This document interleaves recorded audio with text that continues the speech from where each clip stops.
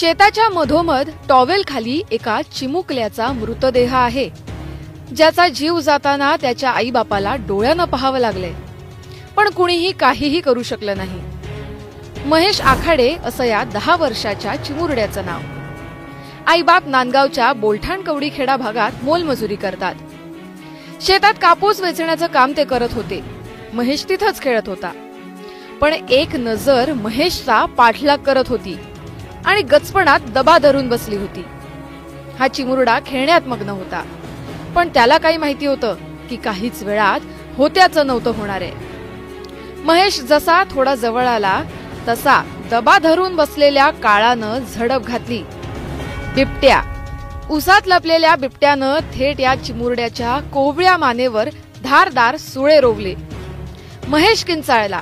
आईबापासह शेतात काम करणाऱ्या लोकांची नजर गेली.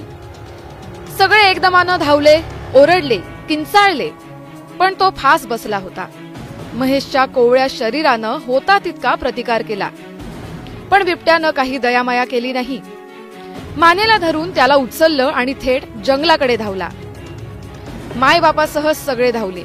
एवढे लोक येतात म्हटल्यावर काही अंतरावर जाऊन बिबट्यानं महेशला तिथंच सोडलं. वाटलं पोरगं वाचलं असेल, पण नाही.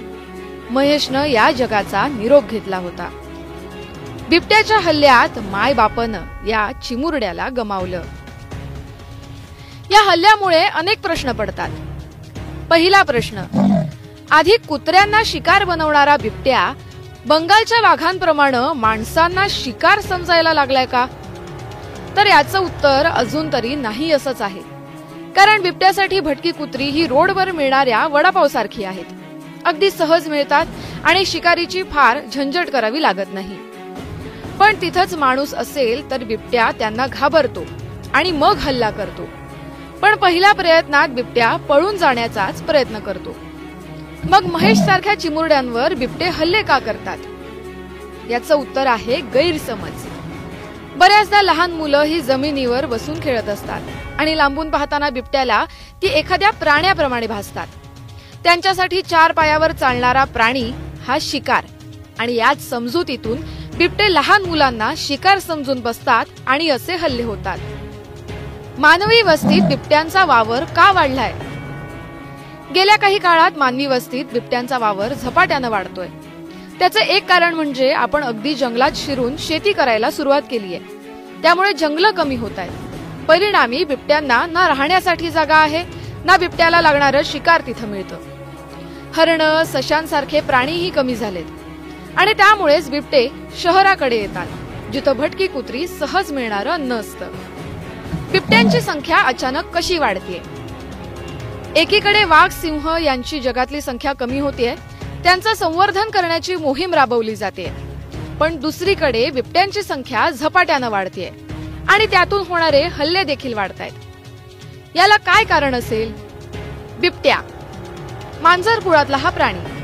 आजही अनेक जणांना वाघ, बिबट्या, चित्ता आणि जॅग्वार यांच्यातला फरक कळत नाही. पण निसर्गानं हा फरक फार स्पष्ट केलाय. एकीकडे चित्ते जगातून संपण्याच्या मार्गावर आहेत, तर बिबट्या झपाट्यानं वाढतोय. आणि त्याला कारण आहे परिस्थितीशी जुळवून घेण्याची त्याची क्षमता आणि दमदार शिकारी वृत्ती. बिबट्या हा वरच्या त्याच्या भावांपेक्षा सर्वात जास्त चिडका आणि सर्वाधिक शिकारीत एक्सपर्ट असणारा प्राणी आहे. त्यातल्या त्यात त्यानं उसाच्या शेतांनाच आपलं घर बनवलंय. बिबट्याची मादी एकाच वेळी 4 ते 5 पिल्लांना जन्म घालते. उसात ते चांगले वाढतात आणि कुत्र्यांसारखं खाद्य तिथं असल्यानं ते भराभर मोठेही होतात. बिबट्यांच्या हल्ल्यापासून वाचण्यासाठी काय करावं लागेल? बिबट्यांसाठी जंगल संरक्षित करणं गरजेचं आहे. तिथं त्याच्या शिकारी वाढवणंही गरजेचं आहे. भटक्या कुत्र्यांच्या प्रजननावरही निर्बंध हवे. भटकी कुत्री शहराबाहेर सोडली जाऊ नये. बिबट्यांची संख्या, त्यांचा अधिवास यावर वन विभागानं लक्ष ठेवायला हवं.